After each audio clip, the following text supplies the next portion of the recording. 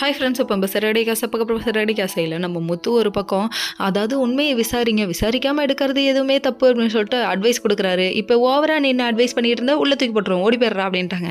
அதுக்கப்புறம் பார்த்தா ரோஹிணியை தூக்கி உள்ள வைங்கன்னு சொல்லிட்டு இருக்க. அப்போ மீனா ஒரு பக்கம் இறக்க குணம் உள்ளவங்களாச்சே, அவங்க ஒரே ஒரு வார்த்தை தான் சொன்னாங்க, நம்ம குடும்பத்தோட மானம் போகக்கூடாதுப்பா, மாமா கஷ்டப்படுவாருப்பான்னு ஒரு வார்த்தையை சொன்னோன்னே முத்து ஆஃப் பண்ணிட்டாங்க.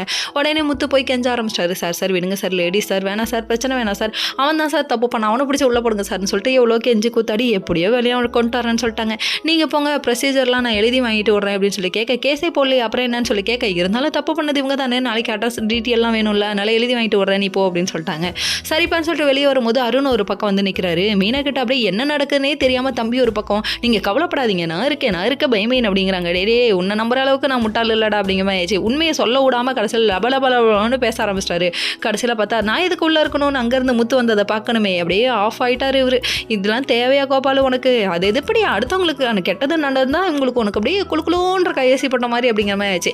அதுக்கப்புறம் உள்ளே வந்தோடனே சார் சொல்லிட்டாரு, உன்னோட பகை, அதாவது சொந்த பகையை கொண்டு வந்து வேலையில் காமிக்கப்ப ரொம்ப கஷ்டம் பண்ணுறாங்க. இங்கே மட்டும் இல்லை, எந்த வேலைக்கு போனாலுமே பிடிச்சவங்களோ பிடிக்காதவங்களோ நம்ம செய்கிற தொழிலுக்கு உண்மையாக இருந்தோம்னா கடவுள் நமக்கு நல்லதான பண்ணுவார். ஆனால் உன்ன மாதிரி ஆட்கள்லாம் என்ன தான் பண்ணுறதோ தெரில அப்படிங்கிற மாதிரி ஆச்சு.